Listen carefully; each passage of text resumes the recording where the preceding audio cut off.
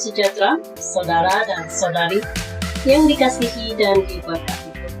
Kita bertemu lagi untuk bersama-sama mendengarkan perkongsian kita yang seterusnya.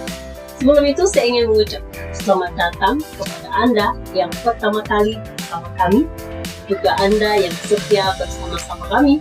Kami juga mengucapkan terima kasih dan marilah kita bersetia dan meneruskan perkongsian kita yang seterusnya.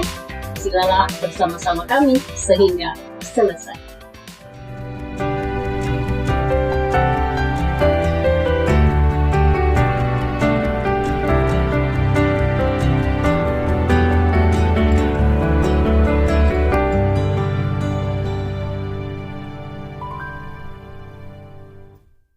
Saudara, perkongsian kita pada kali ini perkongsian yang bertemakan kegagalan bukanlah alasan untuk menyerah.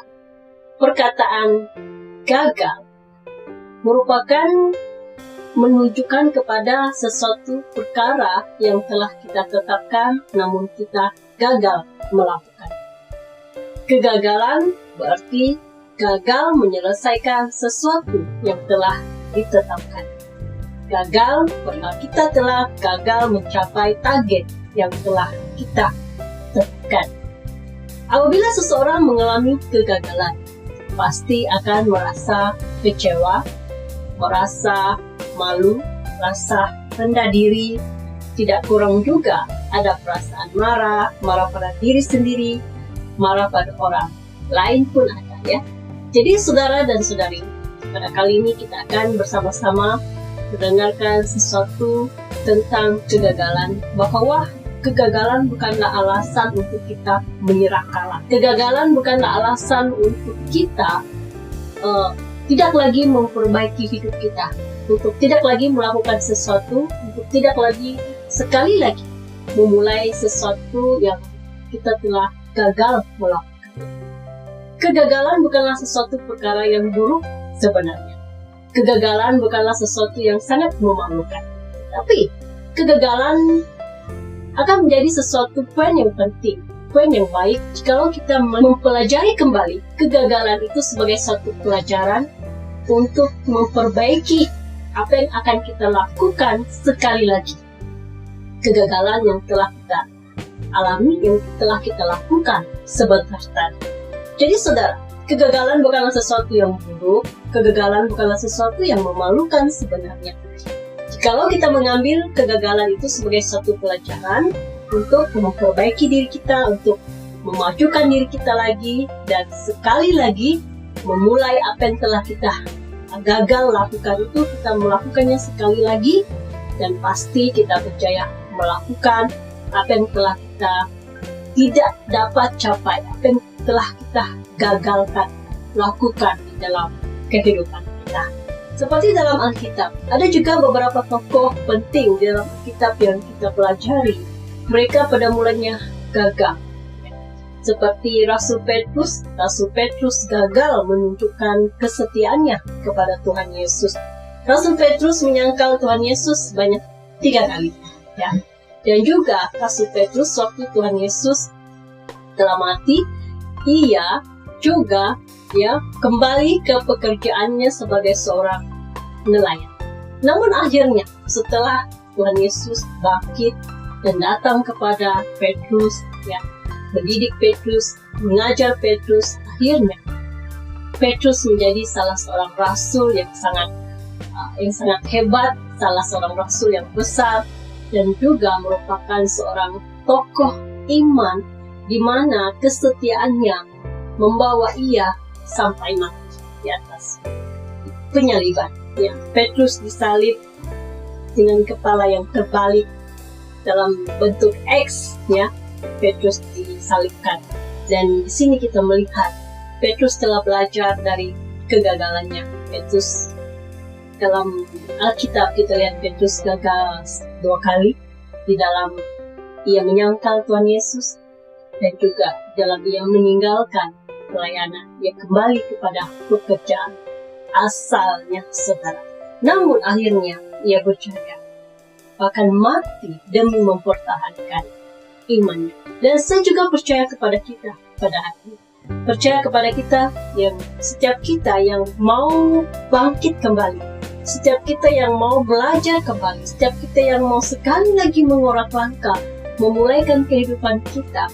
Kalau kita tidak malu, kalau kita tidak salah melihat kegagalan kita itu, kalau kita tidak melihat kegagalan kita sebagai sesuatu yang memalukan, sebagai sesuatu yang menakutkan, sebagai sesuatu yang begitu yang salah.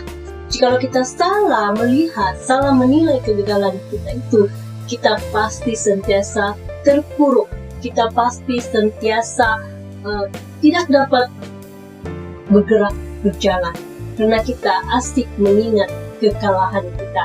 Kita tidak berani bersemuka, kita tidak berani mengakui kegagalan yang telah kita lakukan. Orang yang gagal selamanya adalah orang yang tidak berani mengakui kegagalannya. Orang yang gagal selamanya adalah orang yang tidak sadar kalau dia telah gagal. Jikalau kita hari ini sadar dan tahu kita telah gagal, itu sesuatu yang baik, sadar. Dan jikalau kita pada hari ini tidak malu mengakui kegagalan kita dan tidak malu belajar daripada kegagalan kita, saya percaya kita pasti berjaya. Apapun bidang yang kita ceburi pada hari ini, sama ada kita bekerja dalam gereja atau sebagai seorang pelajar, sama ada kita bekerja di luar sebagai pekerja-pekerja biasa sahaja. Ya, jikalau kita tidak malu belajar dari kegagalan kita, tidak malu mengakui kegagalan yang telah kita alami, kita pasti berjaya. Kita pasti berjaya memperbaiki apa yang telah kita salah lakukan, apa yang telah kita gagal di dalam kehidupan kita. Jadi kegagalan bukanlah sesuatu yang buruk, kegagalan bukanlah sesuatu yang memalukan.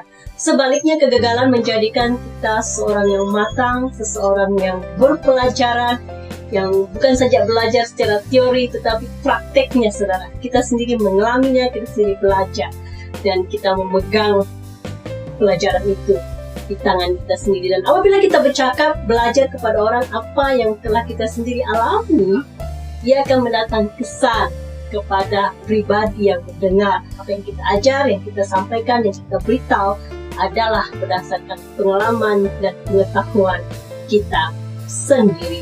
Bukan saja dari teori, tetapi secara prakteknya kita ajarkan, saudara.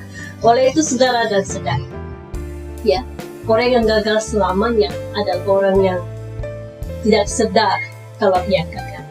Orang yang gagal selamanya adalah orang yang tidak mengaku kalau dia gagal. Dia malu mengaku kalau dia gagal.